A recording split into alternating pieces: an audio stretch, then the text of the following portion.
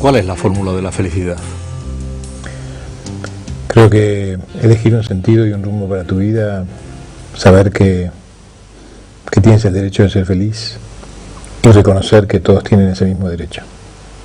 No eres el único que tiene el derecho de ser feliz, nadie lo es. Y los otros tienen el mismo derecho y por lo tanto es nuestra responsabilidad que tengan la misma posibilidad. ¿Y qué nos impide serlo? Creo que nos perdemos. Me parece a mí que a veces son lo que nosotros los terapeutas llamamos nuestras neurosis, ¿sabes? Pero un neurótico no necesita un papá que lo cuide ni un médico que lo cure. Necesita un maestro que le diga dónde perdió el camino. No somos felices porque perdimos el camino, lo extraviamos en algún momento. Dejamos de escuchar los buenos consejos, dejamos de escuchar a nuestro corazón, dejamos de oír lo que la tripa nos decía y fuimos camino de otras cosas que nos prometieron que nos iban a hacer felices. Hay seres humanos que creen que tienen derecho sobre la existencia de otros. Y yo creo que esta es lo que en Argentina se llama un canalla, ¿no? La miseria humana llevada a su extremo, ¿no? Pero, ¿sabes qué? Me parece que a veces uno no llega a ver cómo todo esto los destruye, digamos, como personas, porque el odio es tóxico, ¿sabes? El odio intoxica, de verdad, intoxica a quien lo siente.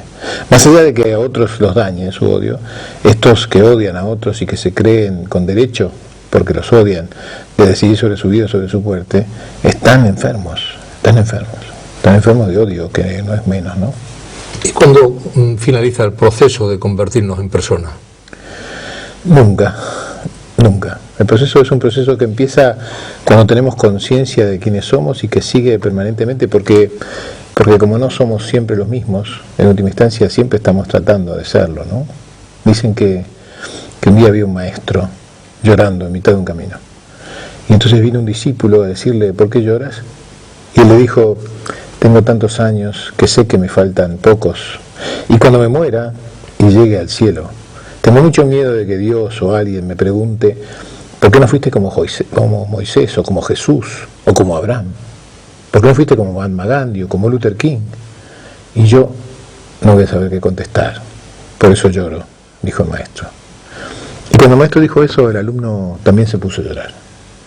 Y entonces el maestro dijo, calma, que tú eres muy joven, ya encontrarás una respuesta. Y dice, no, es que yo no lloro por lo mismo.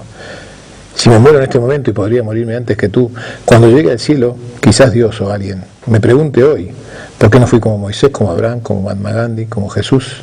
Y yo creo que puedo contestar, pero tengo miedo de que me pregunte por qué no fui yo mismo y no saber qué decir.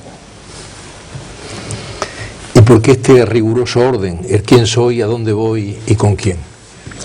Esta pregunta se las ha hecho la humanidad desde que puede poner por escrito o desde que puede transmitirle a otro alguna de las verdades máximas, digamos, ¿no? Estas tres preguntas hay que contestarlas. Y cada uno de nosotros tiene que contestar porque no se puede ser sin saber quién uno es, no se puede andar sin saber a dónde uno va y no podemos estar solos a riesgo de desaparecer. El ser humano es gregario, necesita de un otro, ¿sabes? Aunque más no sea para que te confirme que estás aquí. ¿De qué serviría que yo sea si no tengo para quién, ni con quién, ni por qué? Lo novedoso en todo caso es poner explícitamente que estas tres preguntas, quién soy, dónde voy y con quién, hay que contestárselas en ese orden, en ese riguroso orden. Porque si te equivocas, si intentas contestarlas en un orden diferente, quizás caigas en el error de que sea otro el que decida dónde vas, que sea tu camino el que decida quién eres, o que seas lo que otra persona quiere que seas. Y lo cierto es que primero tienes que saber quién eres, después decidir dónde vas, y recién después, encaminado, deberías encontrar con quién. ¿Y a nuestros hijos, doctor, debemos permitirles que sean rebeldes? Yo creo que lo van a hacer aunque no se lo permitamos, digamos, por suerte, pero me parece que no solo debemos permitirles, sino que además esta generación de padres, tú y yo, y los que siguen también, somos los que hemos alentado la rebeldía de nuestros hijos. Porque tú te acuerdas, cuando nosotros éramos chicos y preguntábamos por qué, queriéndonos rebelar, papá o mamá nos decía, tú te callas, que tu padre te lo dice o tu madre te lo dice y tú te callas. Y uno se rebelaba a gatas y a tientas. Hoy estamos acostumbrados a esto, ¿no? Hoy permitimos y avalamos con nuestros hijos cuestiones, ¿no? Y eso creo que es bueno, eso los va a salvar. La rebeldía, no la sumisión, no la sumisión. La rebeldía va a salvar a nuestros hijos también de algunas de las cosas que nosotros no pudimos hacer. Lo de darle la caña y no el pescado, yo creo que ya no cuela. No, claro que no. Claro que no, porque en los mares que vienen, y te refieres a esta cosa que decían también nuestros padres, ¿no? Que hay que enseñarles a pescar en lugar de darles pescado.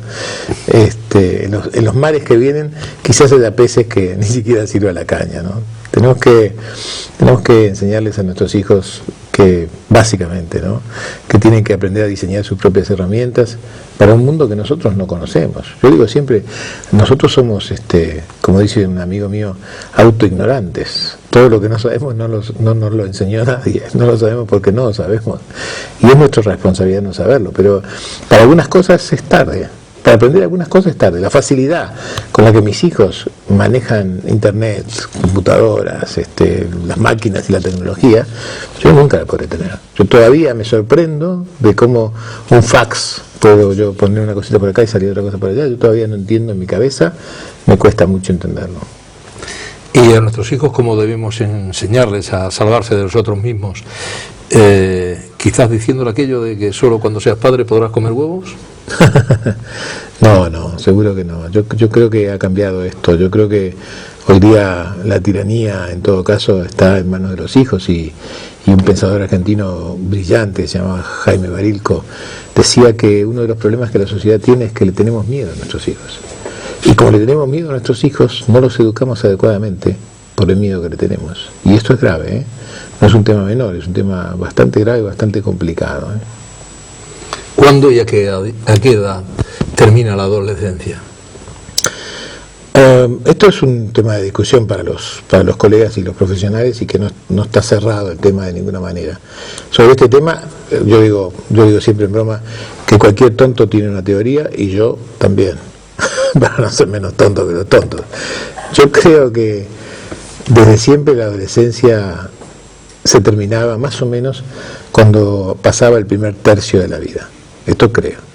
Y cuando los seres humanos vivían 40 años como promedio, esto significa hace 2 siglos, cuando vivían 40 años, yo creo que hace tanto tiempo la adolescencia duraba hasta los 13, hasta los 14, y por eso la circuncisión de los islámicos, y por eso el bar mitzvah de los judíos, porque eso era el ingreso a la adultez. El joven cumplía 13 años y entonces se volvía un adulto. Cuando empezó el siglo XX, 1900, por allí, el ser humano ya vivía un poco más, ya vivía 50 años, 56 años, 57 años, y entonces la adolescencia terminaba a los 18, porque era eso, era un tercio de la vida. Hoy un joven que nace hoy va a vivir posiblemente 90 años. Su pronóstico de vida hoy, gracias a la medicina, es de 90 años. Y entonces no puede sorprendernos que hoy la adolescencia se prolonga en el tiempo, porque la vida se ha prolongado. Y hoy tenemos adolescentes de 27, de 28, de 29, época en la cual nosotros estábamos casados, teníamos hijos grandes y un montón de responsabilidades.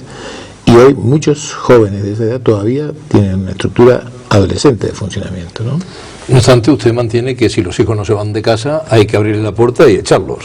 Y yo creo que esta es una ayuda que uno tiene que darles, porque a veces uno le ha dado tantas cosas, a veces uno los ha cuidado tanto, que quizás los ha acostumbrado a un confort y a una comodidad que quizás no les sirve en un momento determinado. Y entonces, cuando llega el momento de que es bueno para ellos partir, si ellos no pueden tomar la decisión, yo creo que uno como padre debe renunciar a su egoísmo de querer tenerlos cerca y abrirle la puerta. No sé si echarlos, ¿no?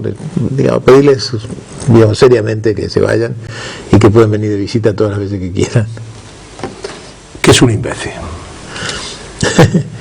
Según el diccionario de la Academia Real Española, un imbécil es alguien que necesita apoyarse en algo o en alguien para poder seguir adelante. La palabra imbécil viene de imbáculo, que quiere decir con bastón. Y entonces todos los imbéciles